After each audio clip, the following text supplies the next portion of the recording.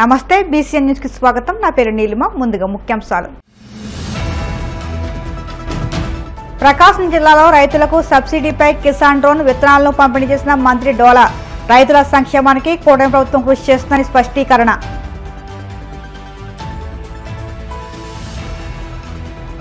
విశాఖలో అస్త్రం యాప్ను ప్రారంభించిన హోంమంత్రి అనిత. ఈ యాప్లో ట్రాఫిక్ పూర్తి సమాచారం అందుబాటులో ఉంటుందని వెల్లడి. రాష్ట్ర వ్యాప్తంగా టీచర్ల బదిలీల ప్రక్రియను కూటమి సర్కార్ ప్రహసనంగా మార్చేసింది. విమర్శలు గుప్పించిన వైసీపీ ఎమ్మెల్సీ పర్వతరెడ్డి చంద్రశేఖర్ రెడ్డి.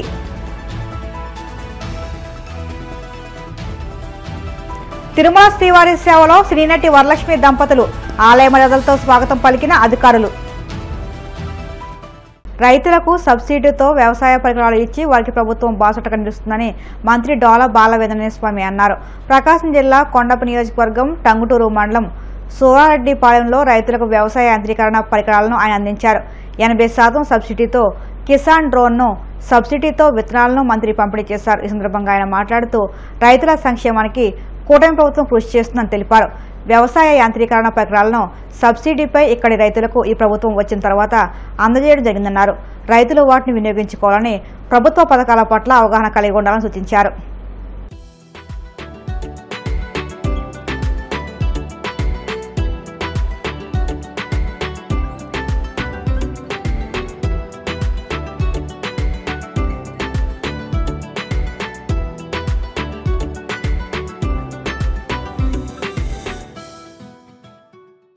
సౌలభ్యం కావాలని ఆలోచించే వ్యక్తి.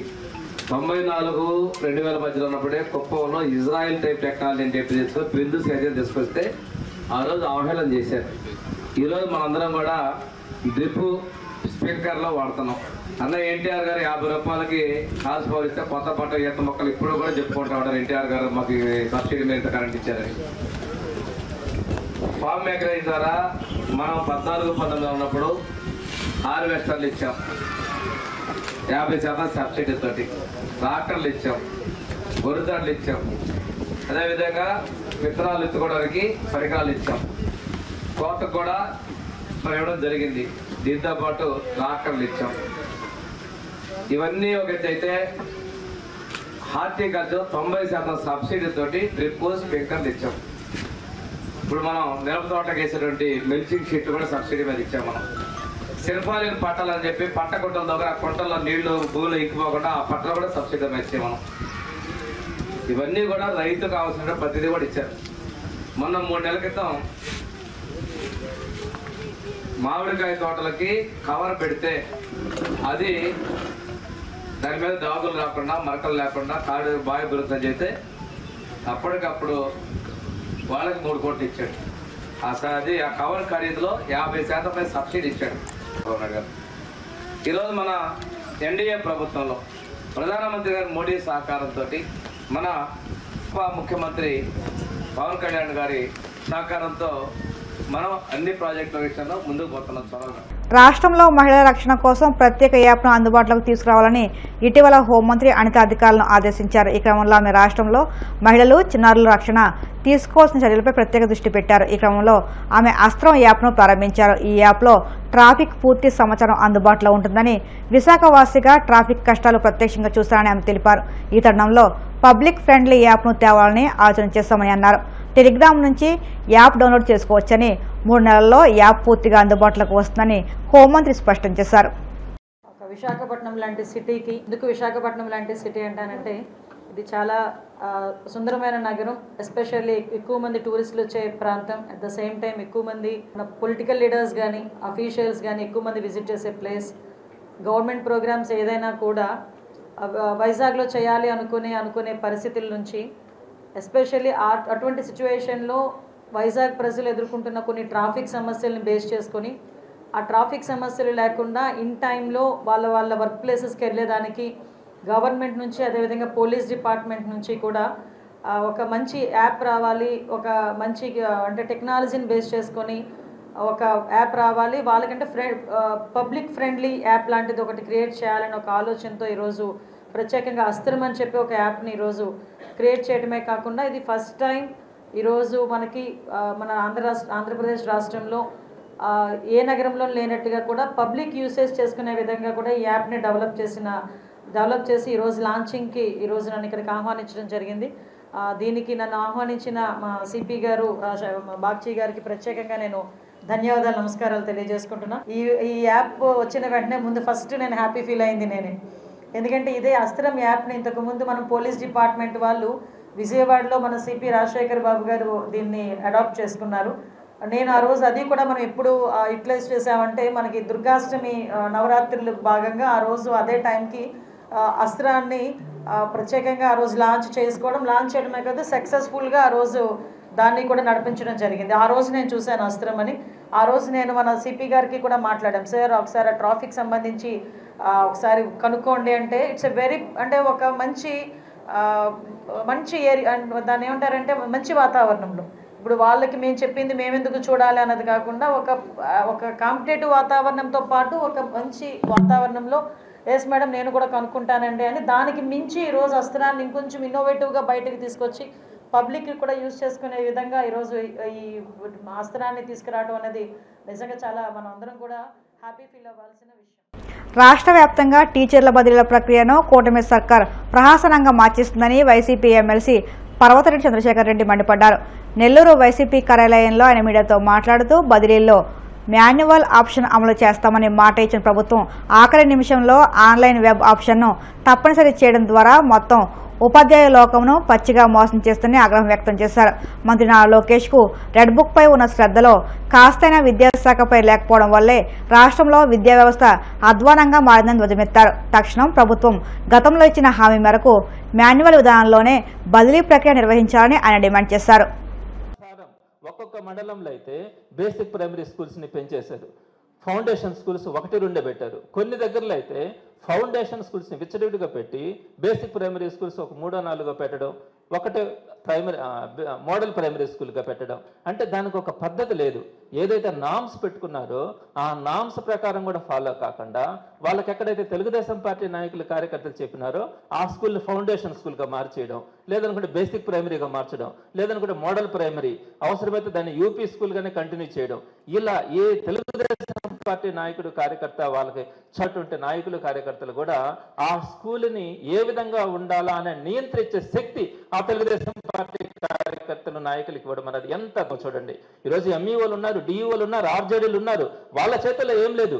ఏ స్కూల్ ఫౌండేషన్ స్కూల్ కావాలా, నిబంధనల ప్రకారం ఏ స్కూల్ మోడల్ స్కూల్ ఉండాలా, ఏ స్కూల్ బేసిక్ ప్రైమరీ స్కూల్ ఉండాలా అని ఎవరు చెప్పాలండి?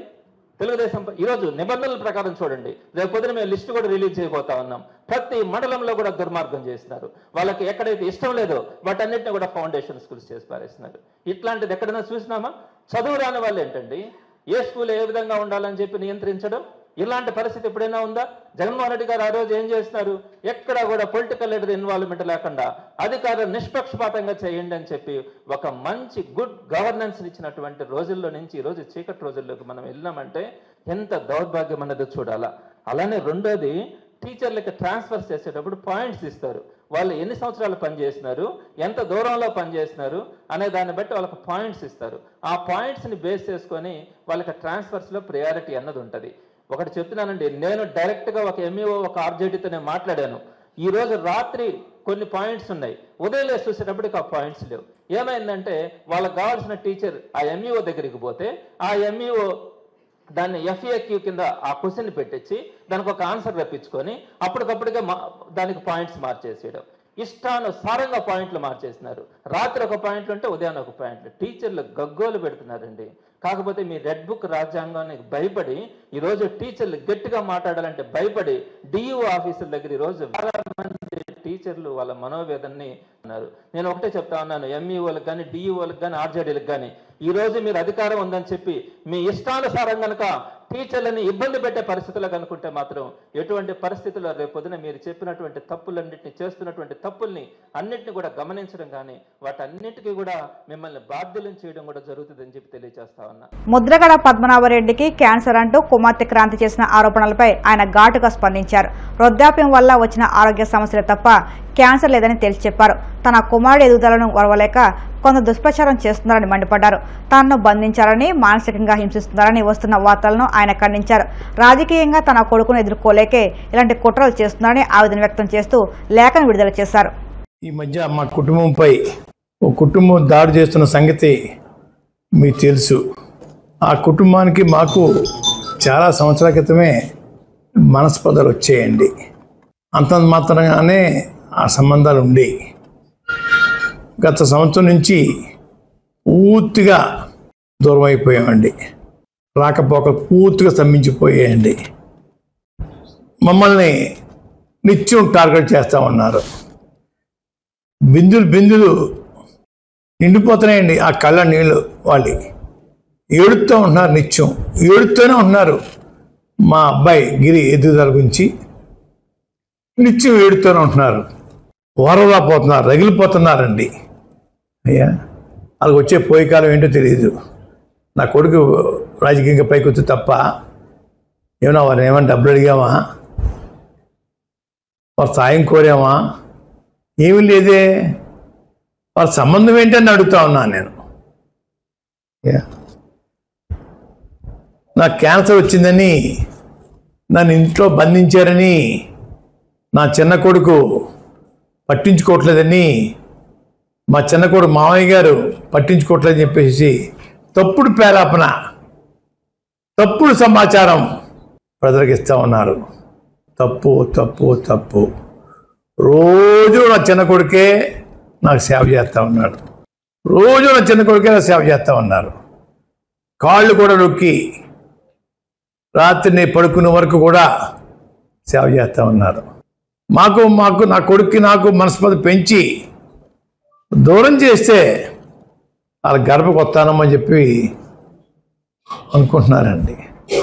చస్తే ఈ జన్మ కదా ఎన్ని జన్మలు ఎత్తినా కూడా గుమ్మం ఎక్కడం కోసం నాకు, నా కొడుక్కి, మా వీంకుడు శివాజీ గారికి మనస్పర్ధ పెంచడానికి ప్రయత్నం చేస్తూ ఉన్నారు. అది ఆపండి. తప్పు. ఇటువంటి కుళ్ళు రాజకీయాలు, కుళ్ళు మనస్తత్వాలతోటి ఎంతకాలం జీవిస్తారని అడుగుతా ఉన్నా నేను. మీకు నాకు సంబంధం ఏంటి? సంవత్సరం కాలం నుంచి మీకు మాకు రాకపోకలు లేవే. ఎందుకు నా గురించి ఎడుతూ ఉన్నారు మీరు? బిందులు కళ్ళ నీళ్ళు గచ్చేస్తా ఉన్నారే. ఇప్పుడు కాసేపు ప్రకటనలు.